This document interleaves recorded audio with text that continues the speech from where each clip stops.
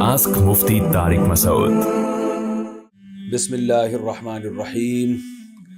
क़ुरबानी के मसाइल से मुतल्लिक़ आज इरादा हुआ कि उन मसाइल से मुतल्लिक़ एक क्लिप रिकॉर्ड करवा दिया जाए और लोगों को क़ुरबानी के बेसिक मसाइल बताए जाएं। लोग बहुत ज़्यादा जो सवालात पूछते हैं, तो उस पर मैंने कुछ इशारे लिख लिए अपने सामने, ताकि जो सवाल बहुत ज़्यादा पूछे जाते हैं मैं उनके बारे में रिकॉर्ड करवा दूँ। तो मैं इंशाअल्लाह ये जो क़ुरबानी है इसके बिल्कुल शुरू से लेके आखिर तक तरतीब से कोशिश करता हूँ कि मसाइल बयान करूँ, और जो मसाइल बहुत ज़्यादा पूछे जाते हैं अल्लाह ताला से दुआ है कि वो सारे आ जाएँ। तो पहला सबसे बड़ा मसला ये है कि क़ुरबानी वाजिब किस पर है। क़ुरबानी वाजिब किस पर है? लमसम आवाम की सहूलत के लिए एक निसाब बयान करता हूँ जो उलमा बताते हैं। 52.5 तोला चांदी, देख लीजिएगा नेट पर। तो इतनी मालियत का किसी के पास सोना हो या चांदी हो या तिजारती माल हो, तिजारती माल कहते हैं वो सामान जो बेचने के लिए आपने ख़रीदा है, या कैश रकम हो, या ये कि ज़रूरत से ज़ायद सामान। ज़रूरत से ज़ायद सामान कहते हैं वो सामान जो पूरे साल भी इस्तेमाल ना होता हो। तो ऐसी कोई चीज़ अगर आपके पास इतनी मालियत की पड़ी हुई है, या एक नहीं 2-4 चीज़ें मिलके इतनी मालियत को पहुंच जाती हैं, यानी खुलासा ये निकला कि आपके जो इस्तेमाल में आने वाली चीज़ों के अलावा आपके पास इतनी मालियत की माल मौजूद है, और ज़रूरी ख़र्चे उसमें से निकाल दें, कर्ज़े निकाल दें, वो सब निकाल के भी इतने पैसे आपके पास बचते हैं 50, 55, 60 हज़ार तक, तो फिर आप पर क़ुरबानी वाजिब है। ये बहुत मुख्तसर बता रहा हूँ, क्योंकि अगर मैं इसकी निसाब की डिटेल में गया तो पूरा क्लिप इसी में निकल जाएगा। तो लमसम एक बता रहा हूँ आपको कि इतना अमाउंट किसी के पास हो तो उस पर क़ुरबानी वाजिब है। फिर भी समझ में ना आए तो इस बारे में मेरे दूसरे क्लिप YouTube पे आपको मिल जाएंगे, या दूसरे उलमा से आप तफसील पूछ लें, वो इंशाल्लाह आपको डिटेल बता देंगे। क्योंकि निसाब में अगर मैं ज़्यादा डिटेल में गया तो बहुत ही लंबी बात हो जाएगी फिर। तो उस पर क़ुरबानी वाजिब है। बड़ा मसला यहाँ पर एक ये उठाया जाता है कि क्या घर का सरबरा अगर क़ुरबानी कर ले तो सबकी तरफ से काफ़ी हो जाएगी, या जो भी साहिब निसाब है जिसमें भी इस्तिताअत है उस पर अलग से क़ुरबानी वाजिब है। इसमें फ़ुक़हा का इख्तलाफ है। बाज़ उलमा की राय ये है कि एक आदमी अगर घर की तरफ से क़ुरबानी कर ले तो सारे अहले खाना की तरफ से काफ़ी हो जाती है, और उसके बारे में बाज़ ताबीईन से आसार मनक़ूल हैं, मुसन्नफ़ इब्न अबी शैबा की रिवायात हैं। लेकिन हमारी राय ये है, और बर्र सग़ीर के उलमा की राय ये है, और इमाम अबू हनीफ़ा रहमहुल्लाह ताला की भी राय यही है कि हर शख्स पर अलग से क़ुरबानी वाजिब है अगर वो साहिब निसाब है। और उसकी 2 दलीलें बहुत मजबूत हैं। सबसे मजबूत दलील रसूलुल्लाह सल्लल्लाहु अलैहि वसल्लम की हदीस है, मन वजद सिअतन लिअन युज़हिय फलम युज़हि फला यक़रबन्न मुसल्लाना। आप सल्लल्लाहु अलैहि वसल्लम ने फरमाया, जिसके पास क़ुरबानी की ताकत थी और उसने क़ुरबानी नहीं की तो वो हमारी ईदगाह के करीब भी ना फटके। तो इससे पता चलता है कि जिसके पास भी इस ताकत है, तो इसमें यह नहीं है कि घर का सरबरा सबकी तरफ से करेगा। तो ये जो है ऐसा नहीं है, बल्कि साफ अल्फाज हैं हदीस के कि जिसके पास भी इस्तिताअत है तो वो उस पर क़ुरबानी उसको करनी पड़ेगी। और दूसरी दलील ये है कि इबादत में कहीं भी ऐसा नहीं होता कि एक की इबादत दूसरे की तरफ से काफ़ी हो जाए। तो इस पर क़यास का तकाज़ा भी यही है कि जब इस्लाम में कोई भी एक इबादत दूसरे की तरफ से काफ़ी नहीं होती, तो ये कैसे मुमकिन है कि क़ुरबानी जो मुस्तकिल एक सुन्नत इब्राहीमी है वो एक करे और दूसरी की तरफ से भी वो खुद ब खुद अदा हो जाए। तो ये इसका भी तकाज़ा है। बाज़ हज़रात ये दलील देते हैं कि हज़रत अबू बकर और उमर रज़ी अल्लाहु अन्हुमा क़ुरबानी नहीं करते थे। अच्छा सॉरी, ये दूसरे मसले की दलील है। तो पहला तो ये हो गया कि क़ुरबानी हर साहिब इस्तिताअत पर लाजिम है। बेगम के पास अगर ज़ेवर है और इतनी मालियत का है तो उस पर भी क़ुरबानी वाजिब है। फिर वो अलग बात है कि उसकी तरफ से मियाँ उसकी परमिशन से कर दे, यानी वाजिब तो उस पर होगी, लेकिन ज़रूरी नहीं है कि वो खुद करे, उसकी तरफ से उसका मियाँ भी कर सकता है उसकी परमिशन से, इजाज़त से।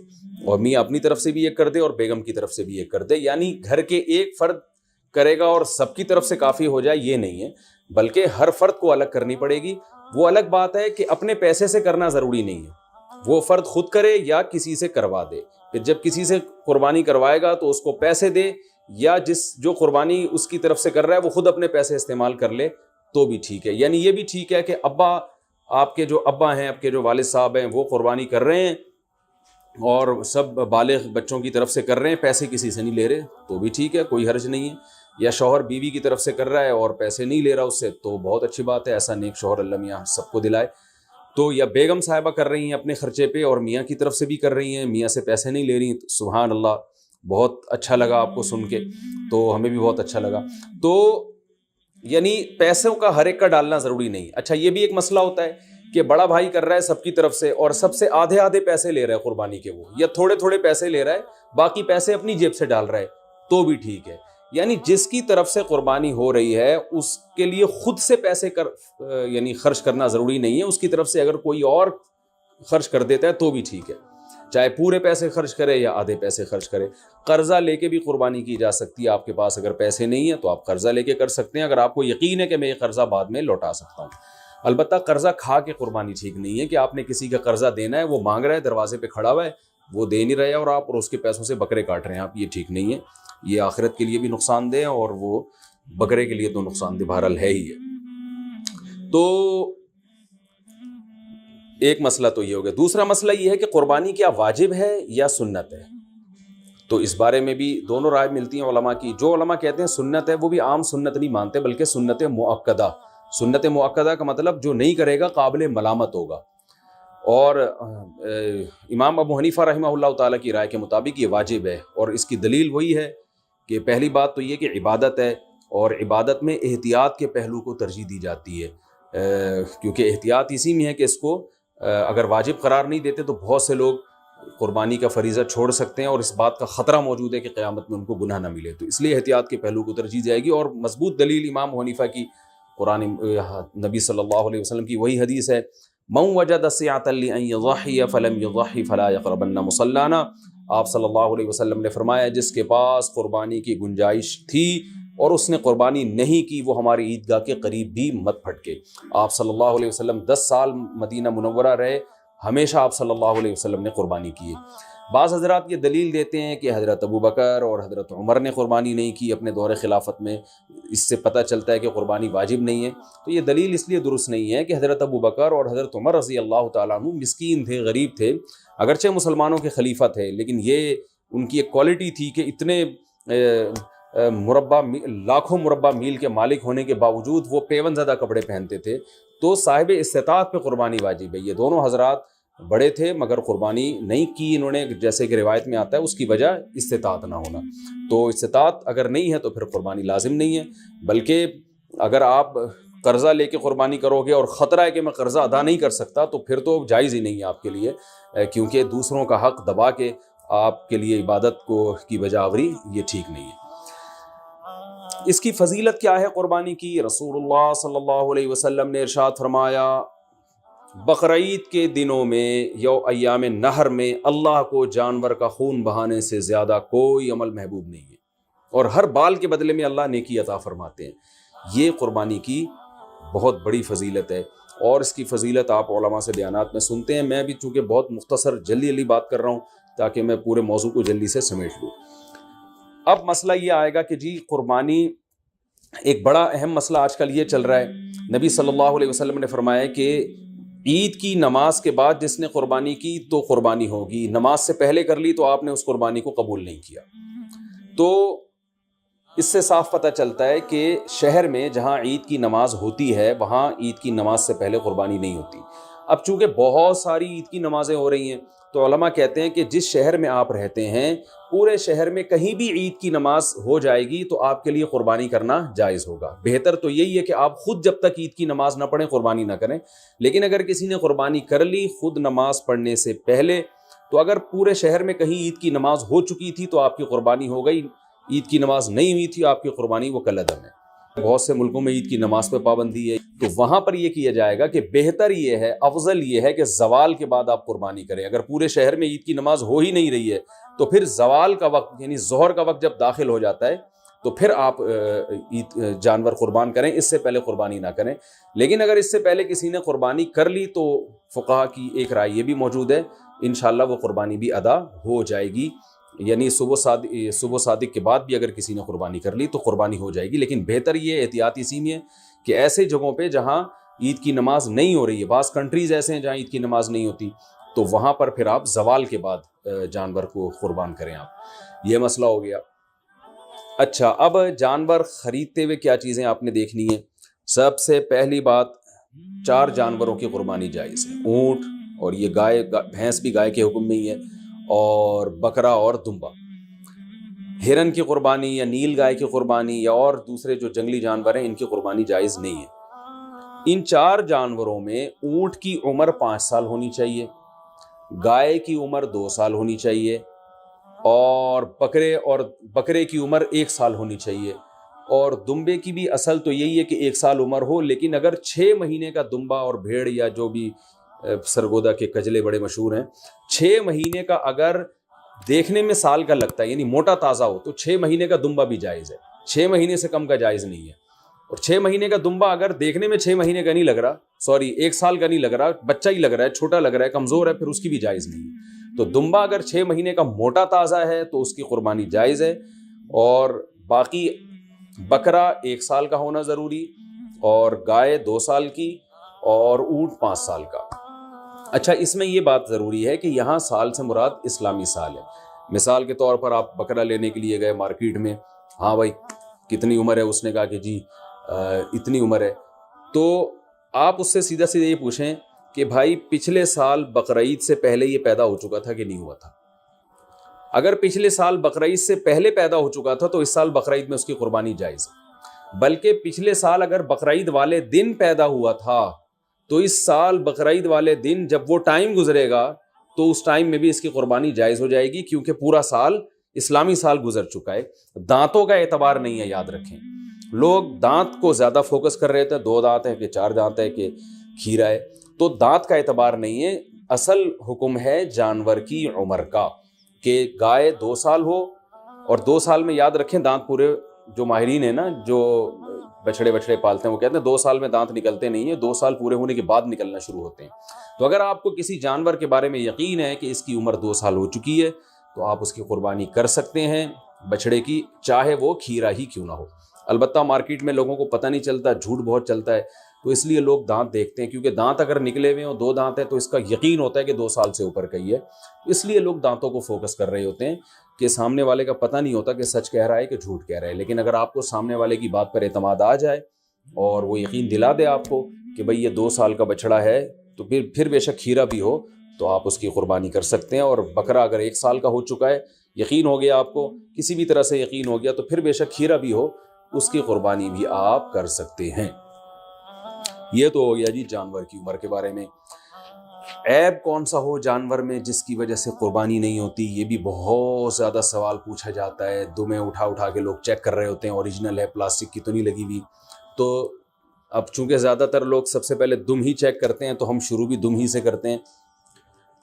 تو جانور کی جو دم ہے اگر آدھی کٹی ہوئی ہے تو اس کی قربانی جائز نہیں ہے، آدھی سے کم کٹی ہوئی ہے تو قربانی جائز ہے۔ تو اس سے پتہ چلتا ہے کہ پوری دم ہی اگر چپکائی ہوئی ہے یا سی ہوئی ہے تو بھی قربانی جائز نہیں ہے۔ تو کم سے کم آدھی دم، آدھی سے زیادہ دم اس کی سلامت ہونی چاہیے، اس سے تھوڑی بہت کٹی ہوئی ہے تو اس سے کوئی فرق نہیں پڑتا۔ کان کا بھی یہی حکم ہے، کان اگر آدھا کٹا ہوا ہے تو قربانی جائز نہیں ہے، آدھے سے کم کٹا ہوا ہے تو قربانی جائز ہے۔ بعض دفعہ ایسے کان نہ چرے ہوئے ہوتے ہیں تو اس سے کوئی فرق نہیں پڑتا، قربانی اس کی بھی جائز ہے۔ آنکھ کا حکم یہ ہے کہ ایک آنکھ کی اگر بینائی نہیں ہے تو قربانی جائز ہے، بینائی ہے لیکن کم نظر آتا ہے اور جانور دیکھ لیتا ہے گھاس ماس کو تو بھی ٹھیک ہے، یعنی پوری نظر کا 6/6 ہونا ضروری نہیں ہے۔ البتہ بالکل ہی ایک آنکھ کی بینائی غائب ہو تو پھر اس کی قربانی درست نہیں ہے۔ لنگڑا پن اتنا ہو اگر جانور میں کہ وہ بیچارہ لنگڑے پن کی وجہ سے آپ اس کو ذبح کرنے جہاں لے جانا چاہتے ہیں نا وہاں تک بھی نہیں جا سکتا، پہیے لگا کے دھکا دینا پڑ رہا ہے آپ کو اس کو، تو پھر تو قربانی جائز نہیں ہے۔ تھوڑا بہت لنگڑاتا ہو لیکن چل لیتا ہو تو قربانی ایسے جانور کی جائز ہے۔ یہ ہو گیا جانور کے عیب کے بارے میں۔ خارشی جانور ہو، خارش زدہ جانور، تو اگر خارش اتنی ہے کہ اسکن سے اس کے گوشت کے اندر تک وہ اثرات پہنچے ہوئے ہیں اور اس کی وجہ سے بہت زیادہ لاغر ہو کے ہڈیوں کا ڈھانچہ بن گیا ہے تو ایسی قربانی، ایسے جانور کی قربانی جائز نہیں ہے۔ لیکن اگر ایسی خارش ہے اس جانور کو تو اس سے کوئی فرق نہیں پڑتا۔ آج کل انسانوں کو آپ کو پتہ ہے اتنی خارش ہے، تو جانوروں میں ہو گئی تو کیا مسئلہ ہو گیا اس سے۔ سینگ کے بارے میں بھی لوگ بہت سوال پوچھتے ہیں کہ جانور کا سینگ کٹا ہوا ٹوٹا ہوا تو قربانی جائز ہے یا نہیں؟ بالکل جائز ہے۔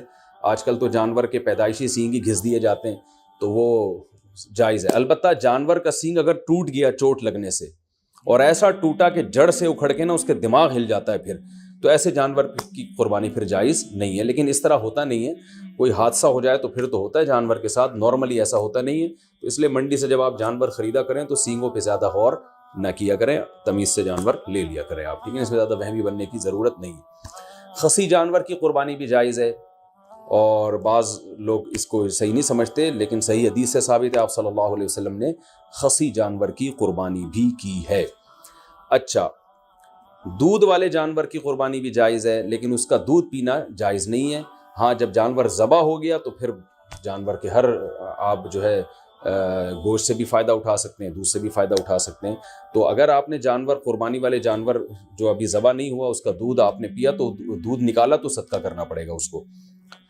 اچھا, دوسری بات, حاملہ جانور کی قربانی, یعنی وہ گائے جس کے پیٹ میں بچہ ہو. یہ سوال بہت زیادہ پوچھا جاتا ہے. تو دیکھیں, اگر وہ گائے جس کے بالکل بچہ ہونے والا ہے, یعنی پورا بچہ بن چکا ہے, بچے کی ولادت کا وقت قریب ہے, تو بہتر یہ ہے کہ ایسے جانور کی قربانی نہ کی جائے, ناپسندیدہ ہے. لیکن جائز ہے, قربانی ادا ہو جائے گی, بہتر یہ ہے کہ نہ کی جائے. اور اگر گائے گابھن ہے اور وہ ابتدائی مرحلے میں وہ حمل ہے اس کے, تو پھر اس میں کوئی, یعنی پھر بہتر بھی یہی, پھر اس میں کوئی حرج نہیں ہے, اس کی قربانی آپ کر سکتے ہیں. تو اگر آپ جانور لے کر آ گئے, بعد میں پتہ چلا کہ اس گائے کے پیٹ میں تو بچہ ہے, تو اب چونکہ لا چکے ہیں, واپس تو کرنا آپ کے لیے بہت مشکل ہے. منڈی میں کون لے کے جائے گا اس کو؟ کراچی کی منڈی کو دیکھ کے ہم تو مسائل بتاتے ہیں بھائی, یہاں تو کیچڑ اب بارش میں ماشاءاللہ اتنا ہو گیا ہے کہ لوگ کیچڑ میں تیرتے ہوئے جا رہے ہیں منڈی میں. تو اب وہ اس گابن گائے کو آپ لے کے کیسے جائیں گے؟ تو پھر کوئی حرج نہیں ہے, آپ اس گابن گائے کو بھی ذبح کر سکتے ہیں, کوئی حرج نہیں ہے اس میں. ہاں, اس میں سے بچہ جب نکلے تو وہ بچہ اگر زندہ ہو تو فوراً اس کو بھی ذبح کر دیں آپ, تو اس کا گوشت بھی حلال ہو جائے گا. اچھا, لوگ یہاں ایک سوال پوچھتے ہیں, اس معصوم بچے کا کیا قصور ہے؟ تو میں ان کو جواب دیتا ہوں کہ اس کی ماں کا بیچاری نے کون سے کبیرہ گناہ کیے جن کو آپ کاٹ رہے ہیں. تو جیسے بچہ معصوم ہے تو اس کی اماں بھی تو بیچاری معصوم ہے. تو اللہ نے ہمارے لیے ان جانوروں کو حلال کیا, ہم ان کا گوشت کھا سکتے ہیں, تو اس لیے ہم ذبح کر سکتے ہیں. وہ بچہ اس کے پیٹ میں ہو تو بھی کر سکتے ہیں. میں نے کہا, بتایا کہ بہتر نہیں ہے, لیکن بہرحال قربانی ادا ہو جائے گی اور گوشت بھی اس کا بالکل حلال ہوگا, اس میں ٹینشن لینے کی ضرورت نہیں ہے. تو یہ تو ہو گیا جی حاملہ جانور کے بارے میں. اچھا, جانور آپ منڈی سے لے کے آپ نے خریدا, بالکل سب سیٹ ماشاءاللہ فٹ فاٹ جانور تھا, آپ نے اس کو گاڑی میں چڑھایا, چڑھانے کے دوران اس کی ٹانگ وانگ ٹوٹ گئی اور وہ بیچارہ لنگڑا لولا ہو گیا, تو اس کو ذبح کر کے کھا لیں, وہ قربانی کے لائق اب نہیں رہا ہے, اس کی قربانی جائز نہیں ہوگی. یا اسی طرح گاڑی سے اتارتے ہوئے یا گھر میں جو ہے نا کھمبے سے باندھا آپ نے, اور جانور نے کوئی شرارت کی یا کچھ مسئلہ ہو گیا جس کی وجہ سے آنکھ چلی گئی اس کی, یا کوئی ایسا عیب پیدا ہو گیا جس کی وجہ سے قربانی جائز نہیں ہوتی, تو اب اس کی قربانی ہو نہیں سکتی. وہ آپ پھر قصائی کو بھی بیچ سکتے ہیں اور خود بھی گوشت کھا سکتے ہیں. البتہ جانور کو جب ذبح کرنے کے لیے گرایا جاتا ہے, اس دوران اگر جانور کے کوئی ہاتھ پاؤں ٹوٹ گئے یا کوئی اندھا ہو گیا بیچارہ یا کچھ مسئلہ ہو گیا, تو بے فکر رہیں, پھر کوئی حرج نہیں ہے. کیونکہ گراتے, یہ تو اللہ کا حکم ہے جانور کو گرا کے ذبح کرو, تو گرانے میں بعض دفعہ ایسا مسئلہ ہو جاتا ہے جس کی وجہ سے جانور میں کوئی عیب پیدا ہو جاتا ہے. تو ذبح کے دوران اگر کوئی عیب پیدا ہو گیا ہے تو بے فکر رہیں, اس سے کوئی فرق نہیں پڑتا, قربانی اس جانور کی حلال ہوگی. یہ تھا جانور کو گاڑی میں چڑھانا اور اتارنے سے متعلق. اچھا, ایک اہم مسئلہ یہ ہے, اب ہم آتے ہیں, میرا خیال ہے عیب والے مسائل تو کافی حد تک حل ہو چکے ہیں. اب ہم آتے ہیں جانور کو لٹانے, بلکہ اس سے پہلے کہ آپ جب جانور لے کر آئے تو بہت سے لوگوں کی نیت بدل جاتی ہے. آپ جانور لے کر آئے, بچڑا, جب محلے والوں نے آ کے دیکھا تو کسی نے, کوئی تعریف کرتا ہے, کوئی کہتا ہے یار یہ کیا اٹھا کے لے آئے آپ, ٹھیک ہے نا. تو اب آپ کا دل بدل گیا کہ یار پڑوسیوں کے یہاں تو بچڑا ہے, وہ تو بڑا ٹائٹ ہے. اب آپ کا دل چاہ رہا ہے کہ میں اس جانور کو چینج کروں. تو دیکھیں, اگر آپ نے جانور خریدتے ہوئے قربانی کی نیت سے نہیں خریدا, ویسے ہی خریدا تھا, بعد میں سوچا تھا کہ میں دیکھوں گا قربانی کرنی ہے کہ نہیں کرنی, تو آپ اس کو بیچ دیں, کچھ بھی کریں, کوئی حرج نہیں ہے.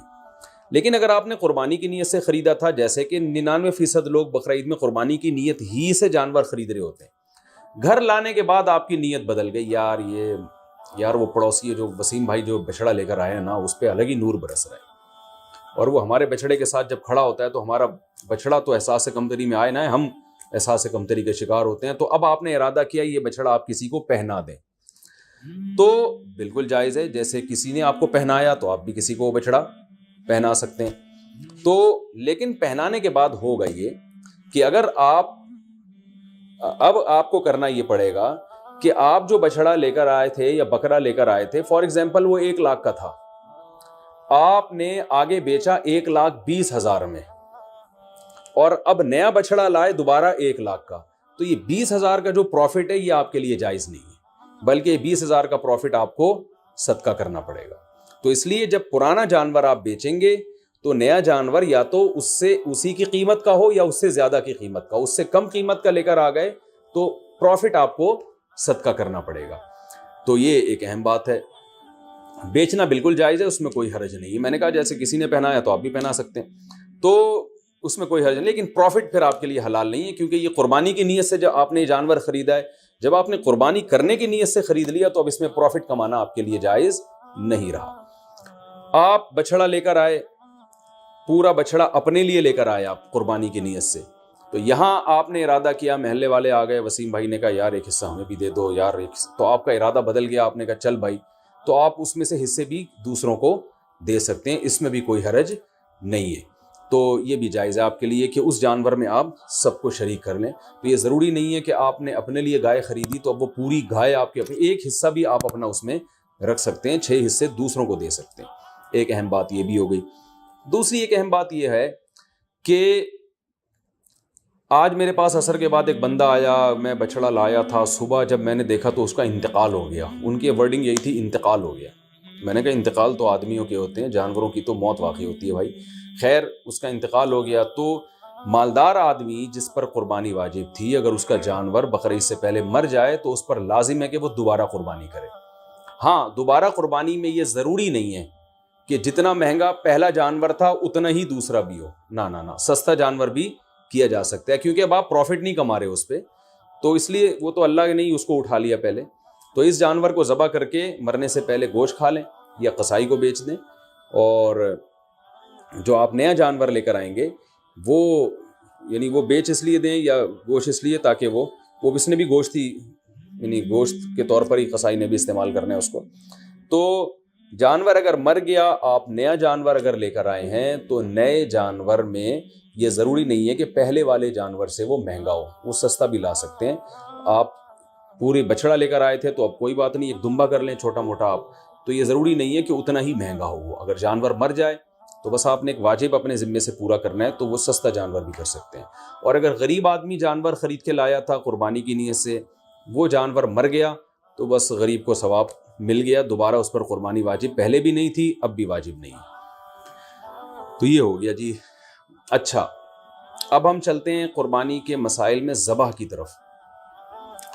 جانور ذبح کرنے میں ایک بڑی کوتاہی یہ ہوتی ہے کہ قصائیوں کے حوالے چھری کر دی جاتی ہے. بعض دفعہ پتہ نہیں ہوتا کہ یہ مسلمان ہیں بھی یا نہیں ہیں، کیونکہ ان دنوں میں ہندو بھی بہت سے قصائی بنے ہوئے ہوتے ہیں. تو یاد رکھیے گائے کی گردن پہ یا جانور کی گردن پہ جو چھری چلانے والا ہے، پکڑنے والا کوئی بھی ہو، رسی باندھنے والا کوئی بھی ہو، چھری چلانے والے کا توحید پرست ہونا ضروری ہے یا اہل کتاب ہونا ضروری ہے. تو اس لیے یہ دیکھ لیں کہ یہ مسلم بھی ہے یا نہیں ہے. اور تو بلا وجہ خامخواہ میں کوئی کہہ رہا ہوں میں مسلمان ہوں تو اب یہ نہیں کہ لیبارٹری چیک کے لیے بھیج دیا آپ نے اس کو کہ ہے بھی کہ نہیں ہے، اتنی تحقیق کی ضرورت نہیں ہے. تو بس یہ پہلے تحقیق کر لیا کریں بھائی، مسلمان ہو، توحید پرست ہو، ایک اللہ کو مانتے ہو، نبی صلی اللہ علیہ وسلم کی ختم نبوت کے قائل ہو، اور نبی صلی اللہ علیہ وسلم کو مختار کل، مشکل کشا، حاجت روا تو نہیں سمجھتے. تو جو توحید کا عقیدہ ہے نا وہ بہرحال پہلے ضروری ہے. جو بیسک اسلام کے عقائد ہیں وہ اس کو پتہ ہونے چاہیے. تو اس کے بغیر جانور کا ذبیحہ جو ہے، اگر آپ کو پتہ چل گیا کہ یہ مشرک ہے تو پھر اس کا ذبیحہ حلال نہیں ہے. ایک بات. دوسری بات، قصائیوں میں یہ کوتاہی ہوتی ہے کہ قصائی جو ہے وہ منہ میں گٹکے ہوتے ہیں، پان ہوتے ہیں. میں نے خود دیکھا ہے کہ وہ تکبیر نہیں پڑھ رہے ہوتے ذبح کرتے ہوئے. سب نہیں کرتے، یعنی بعض لوگ ایسا کرتے ہیں. تو اگر جان بوجھ کر کسی نے تکبیر چھوڑ دی ہے تو بھی جانور مردار ہو جائے گا. تو اس لیے قرآن مجید میں صاف اللہ کا حکم ہے وَلَا تَأْكُلُوا مِمَّا لَمْ يُذْكَرِ اسْمُ اللَّهِ عَلَيْهِ. وہ جانور جس پر اللہ کا نام نہ لیا جائے اس کو مت کھاؤ. تو اس لیے اس بات کا اہتمام کرنا چاہیے. جو لوگ جانور کے قریب کھڑے ہوئے ہیں ان کو سب کو چاہیے زور سے تکبیر پڑھنا شروع کر دیں تاکہ چھری پھیرنے والے کو یاد آ جائے اور وہ غفلت نہ کرے اس بارے میں. ہاں اگر بھولے سے رہ گیا, اس بیچارے کو یاد ہی نہیں رہا, تو وہ جانور حلال ہے, اس میں کوئی حرج نہیں ہے. جان کر تکبیرات چھوڑ دینا یہ بالکل, اس سے جانور مردار ہو جاتا ہے. بعض اب ایسے ہوتا ہے کہ ایک آدمی سے چھری چل نہیں رہی ہوتی تو دوسرا بھی ہاتھ لگا دیتا ہے, یار ہم دونوں مل کے چھری چلا دیتے ہیں. تو دو آدمیوں نے اگر چھری چلائی ہے تو پھر دونوں پر تکبیر پڑھنا واجب ہے. دونوں میں سے ایک بھی اگر تکبیر چھوڑ دے گا تو جانور حلال نہیں ہوگا, اس کا خیال کیا کریں. اور ویسے بھی جانور کو خود ذبح کیا کریں. علماء کہتے ہیں کہ جانور ذبح کرنے والا جو جس کی قربانی ہے نا وہ خود ذبح کرے گا تو اس میں زیادہ ثواب ہے. ایک کوتاہی جو بہت عرصے سے میں بتاتا چلا آ رہا ہوں, قصائی جانور ذبح کرنے کے بعد 4 رگیں کٹنے کے بعد حرام مغز میں چاقو مارتے ہیں. یہ بالکل غلط ہے. صرف 4 رگیں کاٹ کے جانور کو چھوڑ دینا ہے تاکہ بلیڈنگ زیادہ ہو, اس کا خون نکل جائے باڈی سے. قصائیوں کے پاس ٹائم کم ہوتا ہے, وہ جلد بازی میں ہوتے ہیں, لہذا وہ کہتے ہیں کون اتنی دیر جانور کے ٹھنڈا ہونے کا انتظار کرے. بالکل ایسے ہی جیسے خواتین کو جب ڈیلیوری ہوتی ہے نا, بچہ پیدا ہوتا ہے, تو بعض گائنی کی ڈاکٹر کہتی ہیں کون اتنی دیر انتظار کرے گا, لاؤ چاپڑ چاقو کینچی لاؤ, پیٹ چاک کرو اور آپریشن کر کے بچہ باہر نکالو, ہم نے دوسرا کیس بھی نمٹانا ہے. تو ہر آدمی جلدی میں گھوڑے پہ بیٹھا ہوا ہے. تو قصائی تو آپ کو پتہ ہے اس وقت جیٹ طیاروں پہ بیٹھے ہوئے ہوتے ہیں بقرعید والے دن, تو ان کے پاس اتنا ٹائم نہیں ہوتا جانور کی 4 رگیں کاٹیں پھر چھوڑ دیں, بلیڈنگ ہوگی, خون نکلے گا. وہ کہتے ہیں یار بس جلدی سے نا اس کے حرام مغز میں چاقو مارتے ہیں گردن میں, اور جانور کو تکلیف بھی ہوتی ہے اس سے اور جلدی مردار ہو جاتا ہے. اس کا نقصان یہ ہوتا ہے کہ جتنی بلیڈنگ ہونی چاہیے, خون نکلنا چاہیے, نکلتا نہیں ہے. تو اس سے 3 نقصان. پہلا نقصان مکروہ عمل ہے, یہ شریعت میں یہ طریقہ ہمیں ذبح کرنے کا نہیں بتایا. دوسرا نقصان جو گوشت میں خون باقی رہ جاتا ہے, جو ذبح کرنے کا مقصد ہے وہ پورا حاصل نہیں ہوتا. تیسرا نقصان گوشت کی لذت بھی کم ہو جاتی ہے. اور چوتھا ایک اور نقصان, گوشت میں جو بیماریاں ہیں آپ کو پتہ ہے بلڈ کی وجہ سے ہوتی ہیں, کہ بلڈ اگر گوشت میں رہ جائے تو اس میں بیماریاں بھی رہ جاتی ہیں. اگر خون اچھی طرح نکل جائے تو گوشت بیماریوں سے بھی صاف ہو جاتا ہے. تو یہ 4 فائدے ہیں جن کی وجہ سے آپ قصائی کو مجبور کیا کریں کہ بھائی ذرا تھوڑی دیر جو ہے نا صبر کرو. اور اگر پھر بھی صبر نہیں کرتا تو جس کھونٹے سے آپ نے گائے کو باندھا تھا, جیسے ہی جانور ذبح ہو فوراً جو جتنے آدمی جانور پہ تھے وہ سارے جانور کو چھوڑ کے قصائی پہ آ جائیں اور اس کھونٹے سے اس کو باندھ دیں تاکہ جانور آرام سے خود سے ٹھنڈا ہو جائے. یہ بھی کرتے ہیں کہ جانور ٹھنڈا ہوا نہیں ہوتا کھال اتارنا شروع کر دیتے ہیں اس کی, تو یہ بھی غلط ہے. لیکن اگر ایسے جو وہ قصائی جو پکڑائی میں نہیں آ رہا, اگر آپ نے اس کو کھونٹوں سے باندھ دیا تو انشاءاللہ یہ تمام ٹینشنیں آپ کی حل ہو جائیں گی. قصائی حضرات ناراض ہوتے ہیں میری ان باتوں سے. بھائی میں آپ کے بارے میں بات ہی نہیں کر رہا, میں ان قصائیوں کے بارے میں بات کر رہا ہوں جو شرافت سے کنٹرول میں آ نہیں رہے. تو آپ تو ماشاءاللہ اچھے لوگ ہیں جو میرا بیان سن رہے ہیں, آپ تو جانور کی 4 رگیں کاٹیں گے, اس کے بعد آپ آرام سے بیٹھ جائیں گے یا دوسرے جانور کو گرانے کی فکر میں لگ جائیں گے, اور یہ جب اس کی بلیڈنگ ہو جائے گی اچھی طرح سے تو ٹھنڈا ہو جائے گا, تو پھر آپ اس کا گوشت کاٹیں گے اور کھال اتاریں گے آپ اس کی. تو آپ کے بارے میں بات کر نہیں رہا, میں ان قصائیوں کے بارے میں بات کر رہا ہوں جو جلد باز ہیں. اچھا بھائی, اب مسئلہ یہ ہے کہ گوشت کی تقسیم میں تول کے گوشت تقسیم کرنا ضروری ہے. خوب اچھی طرح سمجھ لیں, گوشت سودی اموال میں سے ہے, لہذا گوشت کے جب 7 حصے ہوں گے تو تول کے ہوں گے. یہ خوب سمجھ لیں. لوگ کہتے ہیں ہم راضی ہیں, تو راضی ہونے کا مسئلہ نہیں ہے, یہ سودی اموال میں سے ہے. اب میں اس کی ڈیٹیل میں جاؤں گا تو یہ کلپ بہت زیادہ لمبا ہو جائے گا, تو اس لیے بس علماء کی بات پر اعتماد کر لیں. اس کو تول کے تقسیم کرنا واجب ہے. اگر تول کے تقسیم سے بچنا چاہیں تو 60 ڈھیریاں بنا کر 7 میں کلیجی ملا دیں, تو پھر تول کے تقسیم کرنا واجب نہیں رہے گا. اس کے دلائل کیا ہیں یہ کسی اور وقت انشاءاللہ بیان کروں گا.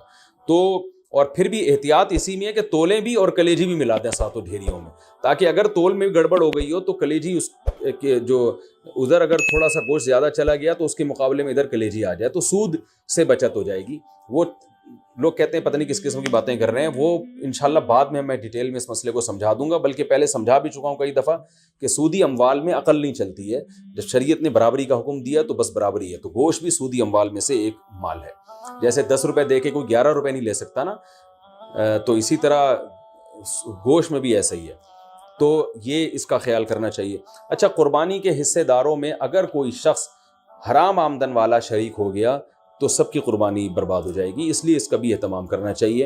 اجتماعی قربانی میں اعلان لکھ کے لگانا چاہیے کہ بھائی حرام آمدن والے شرکت نہ کریں, یا پہلے سے سیٹ اپ بنانا چاہیے کہ ایک الگ سے ایسی گائے ہو جو صرف حرام آمدن والوں کا اس میں حصہ ہو, تاکہ اس میں قربانی ہو ہی نہیں, وہ گوشت ذبح کر کے ویسے ہی غریبوں میں بانٹ دیا جائے. بعض مدارس میں اس کا اہتمام کیا جاتا ہے کہ وہ پہلے سے جو ہے نا کچھ حصے ایسے انہوں نے رکھے ہوئے ہوتے ہیں.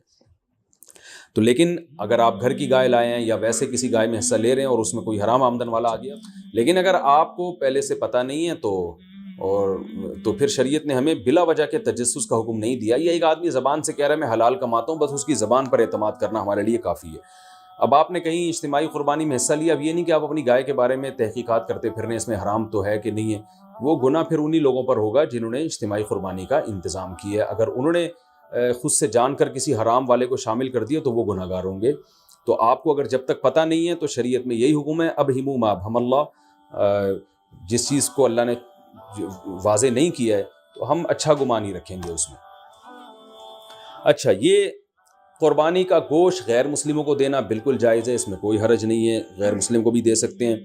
گوشت جب آپ کے ہاں آئے تو آپ بہتر یہ ہے کہ اس کے 3 حصے کر دیں، ایک غریبوں کے لیے، ایک رشتہ داروں کے لیے اور ایک اپنے لیے. رشتہ داروں کا مطلب یہ ہوتا ہے کہ جو دعوتیں آپ کرتے ہیں وہ بھی رشتہ داروں ہی میں آتی ہے، تو اس لیے آج کل یہ بھی ٹھیک ہے کہ 1/3 صدقہ کر دیں، 2/3 گھر میں رکھ لیں جس میں آپ دعوتیں بھی ہو رہی ہیں اس میں خود بھی کھا رہے ہیں.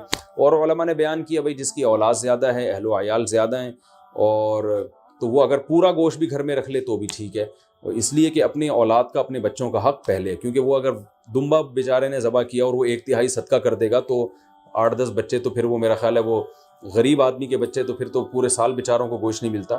تو ایسے غریب آدمی کے لیے حکم یہ ہے کہ وہ پھر پورا گوشت بھی رکھ لے، یہ زیادہ بہتر ہے اس کے لیے.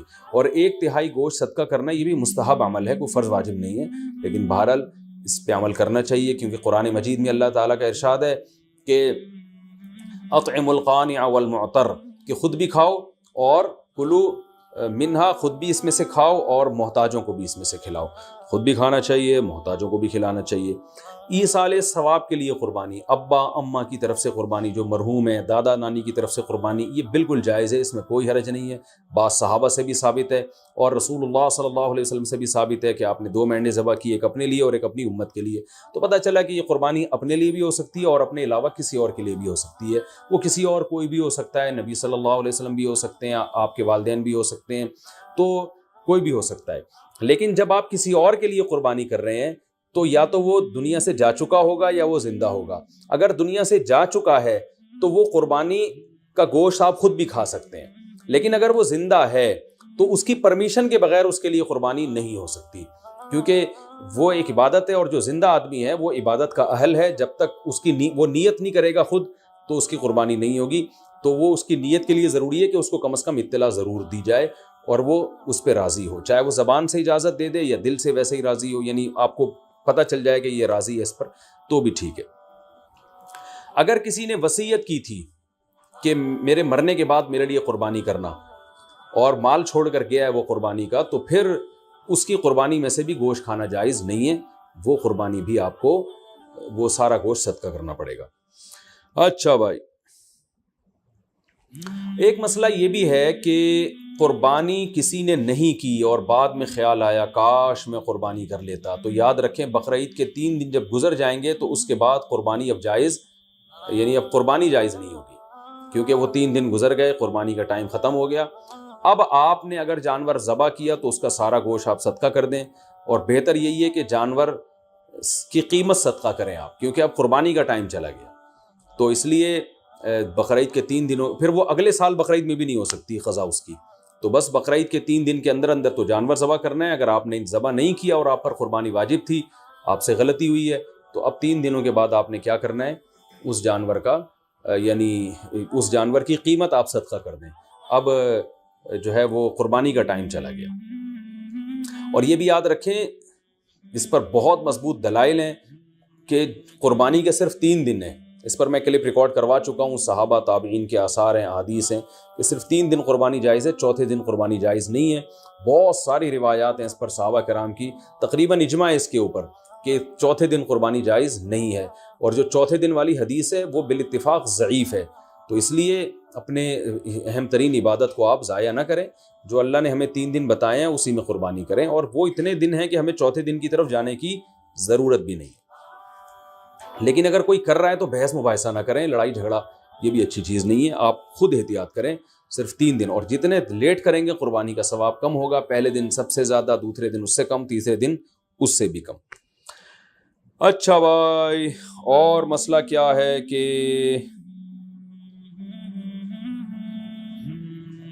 قربانی میں عقیقے کی نیت کرنا، یہ سوال بھی بہت پوچھا جاتا ہے۔ بالکل جائز ہے، آپ ایک گائے لے کر آئے تو آپ اس میں اپنے بچوں کا عقیقہ بھی کر سکتے ہیں، اور قربانی کا یعنی بیٹے کا لڑکے کی طرف سے 2 حصے ڈال دیں اس میں، اور ایک اپنی قربانی بھی کر لیں، یہ بھی بالکل جائز ہے۔ اچھا بھائی، اور نابالغ اولاد کی طرف سے قربانی، دیکھیں جو نابالغ اولاد کی طرف سے قربانی ہے اگر تو انشاءاللہ اس کو ثواب ملے گا۔ قربانی وہ آپ ہی کی طرف سے ہوگی، تو یعنی آپ ہی اس قربانی کے مالک ہیں، تو کیونکہ جو نابالغ ہے نا اس پر قربانی بہرحال واجب نہیں ہوتی، چاہے وہ کتنا ہی مالدار کیوں نہ ہو۔ اور اگر بالکل ہی چھوٹا بچہ ہے تو پھر اس کی طرف سے قربانی کا مطلب یہ ہوتا ہے کہ آپ خود ہی بس قربانی کر رہے ہیں، تو وہ قربانی کا اہل نہیں ہے، اس کی طرف سے قربانی نہیں ہوگی۔ ہاں اگر وہ سمجھدار ہے، بلوغت کے قریب ہے، تو پھر اس کی طرف سے قربانی ادا ہو جائے گی، اگرچہ اس پہ واجب ہے نہیں ہے، تو یہ کر سکتے ہیں، اس میں کوئی حرج نہیں ہے۔ اچھا، ایک اہم مسئلہ یہ بھی ہے کہ اونٹ کو ذبح کرنا یہ سنت نہیں ہے، اونٹ کو نہر کرنا سنت ہے۔ کھڑے کھڑے اس کی ٹانگ باندھ کے نا یہاں چاقو مارا جاتا ہے، اور ایکسپرٹ جو قصائی ہوتے ہیں وہ ایسے زور سے کٹ لگاتے ہیں کہ ایک دم فوارہ نکلتا ہے، اونٹ بہت جلدی ٹھنڈا ہو جاتا ہے۔ اور جو اناڑی ہوتے ہیں وہ بہت تکلیف دیتے ہیں جانور کو، وہ گھماتے رہتے ہیں اس میں، اور ان کو صحیح نس ملتی نہیں ہے، رگ ملتی نہیں ہے، اونٹ کا خون کم بہتا ہے، وہ بہت دیر سے اس کی جان نکلتی ہے، تو یہ بہت جو ہے وہ اچھا کام نہیں ہے جانور کو تکلیف دینا۔ آپ صلی اللہ علیہ وسلم نے حکم دیا ہے کہ جب تم میں سے کوئی شخص جانور کو ذبح کرنے کا ارادہ کرے تو اسے چاہیے کہ جانور کو راحت پہنچائے، اس کی راحت کا خیال رکھے، وہ اس کی کو اذیت نہ دے، تکلیف نہ دے۔ اور آپ نے یہ بھی فرمایا کہ اپنی چھری کو پہلے تیز کر لو تاکہ جانور کو تکلیف نہ ہو۔ بعض لوگ یہ کر رہے ہوتے ہیں، جانور کو لٹا کے چھری تیز کر رہے ہوتے ہیں، وہ بھائی پہلے ہی کر لیتے یہ کام، اس کو آپ نے جو لٹا کے اتنی تکلیف دی ہوئی ہے یہ ٹھیک نہیں، یہ ٹھیک عمل نہیں ہے۔ تو جانور کو راحت دینے کا ہمیں حکم ہے، تکلیف سے اس کو بچانا ہے ہم نے۔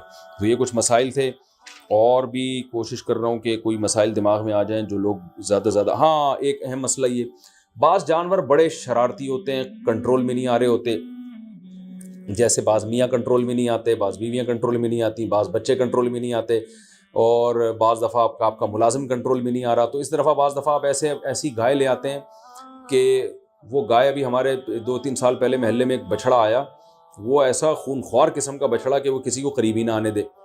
تو ایک قصائی آیا، اس نے کہا ابے دیکھو ایسی کی تیسی میں کسی سے نہیں ڈرتا، اور بغیر کچھ کہے نا وہ بچڑے کے قریب چلا گیا۔ جو وہاں بچڑے کے قریب لوگ تھے نا، ان کا بیان ہے کہ وہ ایسے اچھلتا ہوا قصائی بچڑے کے پاس گیا کہ جیسے ڈرتا ہی نہیں ہے۔ تو کہہ رہے ہیں ہمیں چند سیکنڈ کے بعد ہمیں یہ لگا کہ صرف بچڑا ہے، قصائی ہے نہیں یہاں پہ کہیں بھی۔ تو ہم حیران، یہ قصائی کیا کہاں، یعنی بچڑے نے اتنی اسپیڈ کے ساتھ اس کو لات ماری ہے کہ قصائی مارکیٹ سے شارٹ۔ تو کہہ رہے ہیں ہم دیکھا وہ وہاں پڑا ہوا ہے۔ تو وہ فنٹر گیری بھی بعض لوگ کر رہے ہوتے ہیں۔ تو ایسا جانور جو بہت ہی شرارتی ہو، قابو میں نہ آ رہا ہو، تو شرعاً یہ جائز ہے کہ آپ اس کو پہلے اگر کسی گولی وغیرہ سے مار دیں، گرا دیں اس کو بندوق سے، اور پھر ذبح کر لیں تو بھی جائز ہے۔ یا اور کسی طریقے سے اس کو قابو میں لانے کے لیے یہاں پر اس کے گردن پہ کھڑے کھڑے بھی ذبح کر سکتے ہیں، یعنی اس کو آپ، یعنی 2 دھاری چاقو آپ نے گردن پہ لگایا اور اس کو چاروں رگیں کاٹ ڈالی تو بھی جائز ہے۔ تو بہتر سنت طریقہ تو یہی کہ لٹا کے گلے پہ چھری چلائی جائے بچھڑے کے، لیکن اگر وہ بے قابو بچڑا ہے تو کھڑے کھڑے بھی مجبوراً اس کو ذبح کرنا جائز ہے۔ ہاں اگر گولی ماری آپ نے اس کے گرانے کے لیے اور گولی سے ہی وہ ٹھنڈا ہو گیا تو پھر حرام ہو جائے گا، چاہے گولی پہ تکبیر بھی کیوں نہ پڑی ہو، کیونکہ گولی کا شکار جائز نہیں ہے، حلال نہیں ہے، تو اس لیے دھاری دار چیزوں کا شکار ہوتا ہے۔